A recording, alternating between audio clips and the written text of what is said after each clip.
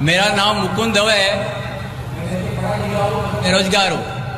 آپ نے بولا ہے کہ جو اسلام قبول کرتا ہے اسے ہزاروں گنا معاف ہو جاتا ہے، مگر میرے حساب سے سب کا مالک ایک ہے، اور ایک مالک ہوتے ہوئے کس کو یہ نظر سے دیکھتا ہے اور کس کو وہ نظر سے دیکھتا ہے۔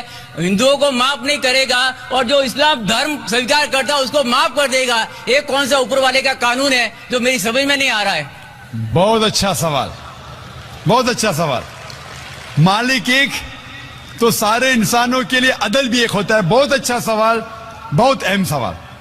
بھائی کا سوال ہے کہ یہ کدھر کا مسلمانوں کو معاف کرتا ہے، ہندو کو نہیں معاف کرتا ہے؟ میں نے آپ سے کہا کہ جو انسان نام کا مسلمان ہے، اس کا نام محمد عبداللہ ذاکر ہے، تو وہ کافی نہیں جنت میں جانے کے لیے۔ مسلم کا مطلب وہ انسان جو امن حاصل کرتا ہے اپنی خواہش، اپنی مرضی سے خدا کے احکامات پہ عمل کرنے کے بعد۔ یعنی جو انسان اپنے مالک کے احکامات پہ عمل کرتا ہے وہ سچا انسان ہے۔ وہ نام کا کیا ہے اس کا میں کوئی لینا دینا نہیں۔ یہاں میں کہہ رہا ہوں کہ جو انسان اللہ کے علاوہ کسی کے ساتھ شرک کر رہا تھا، آج شرک کرنا چھوڑ دیا، آج اس کے گناہ معاف ہوں گے، چاہے کوئی بھی ہو۔ آپ بھی اگر کہتے کہ میں شرک کرنا چھوڑ دوں گا، اللہ کے علاوہ کسی اور کی عبادت نہیں کروں گا جو ہندو مذہب کی کتاب میں لکھا ہے، اور میں مانوں گا آخری پیغمبر محمد صلی اللہ علیہ وسلم میں، چاہے آپ عیسائی ہے، چاہے آپ ہندو ہے، چاہے آپ یہودی ہے، آج آپ اگر اپنے مالک کا کہنا مانیں گے تو آپ کا مالک آپ کو معاف کرے گا۔ لیکن اگر آپ کہیں گے میرا مالک ایک، لیکن مالک کا کہنا نہیں مانیں گے تو مالک کیسا معاف کریں گا؟ مثال کے طور پہ ایک ایگزامینیشن ہوتا ہے، ٹیچر سارے طالب علم کے لیے برابر ہے۔ ٹیچر ایک سال کے لیے سارے طالب علم، سارے اسٹوڈنٹس کو سکھاتا ہے، برابر۔ لیکن ایگزامینیشن میں جو ٹیچر پورے سال بھر سکھاتا ہے، جو طالب علم وہ ٹیچر کے سکھائے مطابق ایگزامینیشن پیپر میں لکھتا ہے وہ پاس ہو جائے گا۔ جو طالب علم ٹیچر جو سکھاتا ہے اس کے خلاف کام کرتا ہے تو ٹیچر کیا اس کو پاس کرے گا؟ چاہے وہ ہندو، مسلم ہو، عیسائی ہو، جو ٹیچر سکھاتا ہے اس کے اوپر وہ طالب علم اس کے مطابق امتحان دیتا ہے، وہ پاس ہوگا۔ آپ کا مالک، ہمارا مالک ایک ہے، ساری کتابوں میں لکھا ہے، ہندو مذہب کی کتاب میں، یہود مذہب کی کتاب میں، عیسائی مذہب کی کتاب میں، اسلام مذہب کی کتاب میں، سکھ مذہب کی کتاب میں، کہ مالک ایک ہے۔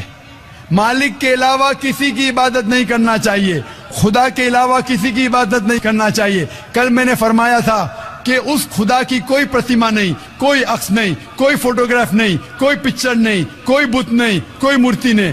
پھر اگر آپ مورتی دیں گے تو آپ مالک کا کہنا نہیں مان رہے۔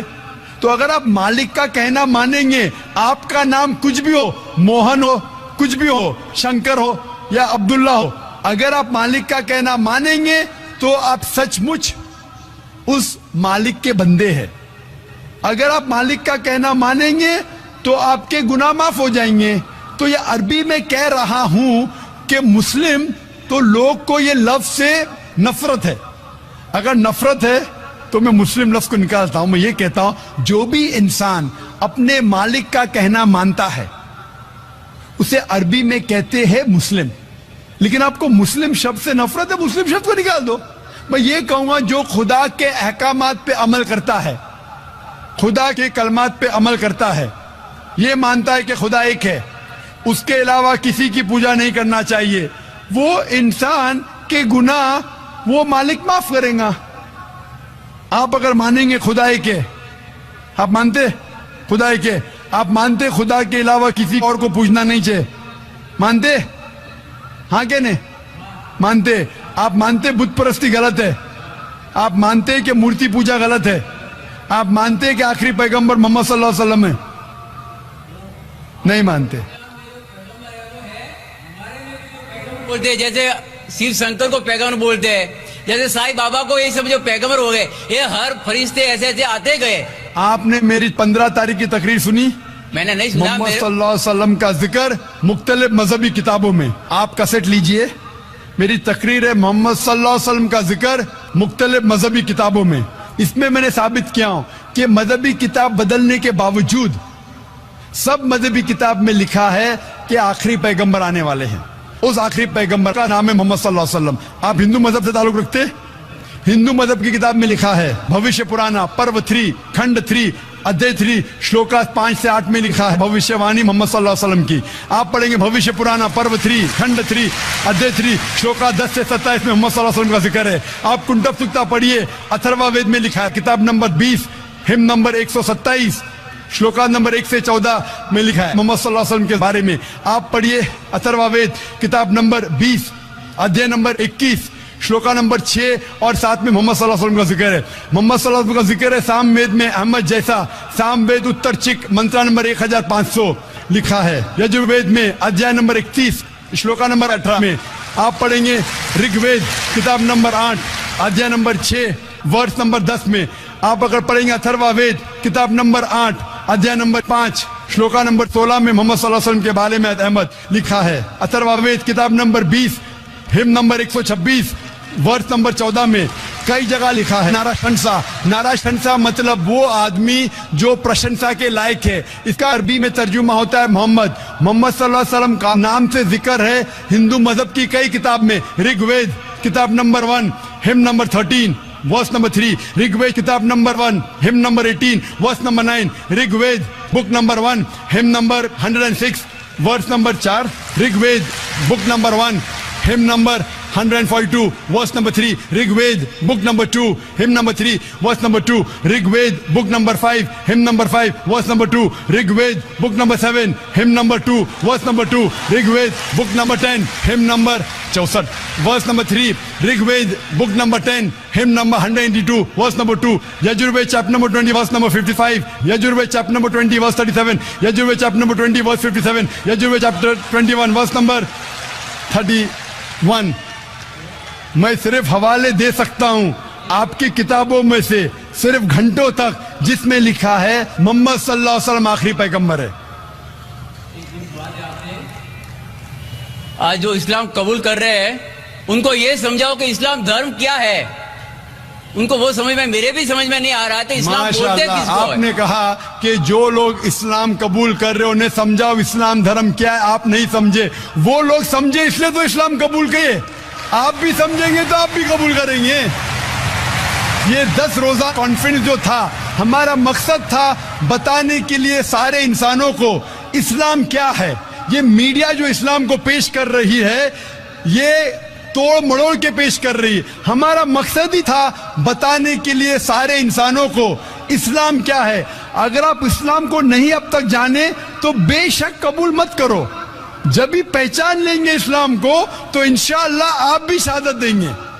मेरी दुआ है अल्लाह सुब्हानहू व तआला से, उस मालिक से, कि आपको हिदायत दे कि आप ये माने कि अल्लाह एक है, अल्लाह के अलावा कोई माबूद नहीं और मोहम्मद सल्लल्लाहु अलैहि वसल्लम आखिरी पैगंबर है। मैं कहूँगा वॉलंटियर से कि आपको मेरी DVD दे, मोहम्मद सल्लल्लाहु अलैहि वसल्लम का जिक्र मुख्तलिफ मजहबी किताबों में, उसमें सारे हवाले हैं। और एक खुसूसन तकरीर है मोहम्मद सल्लल्लाहु अलैहि वसल्लम का जिक्र हिंदू मजहबी किताब में, सिर्फ हिंदू मजहब में। आप उसको देखो और इंशाअल्लाह आप इस बात को तस्लीम करेंगे, आज नहीं तो कल, कि अल्लाह एक है, उसके अलावा कोई माबूद नहीं और मोहम्मद सल्लल्लाहु अलैहि वसल्लम आखिरी पैगंबर है। Hope the answer the question. Mic number 3 में कोई खातून तो सवाल करें। माइक नंबर 3 से। यहाँ पे 5 बहनें हैं जिनको शहादा लेना है, अगर आप पांचों का साथ में करा दें।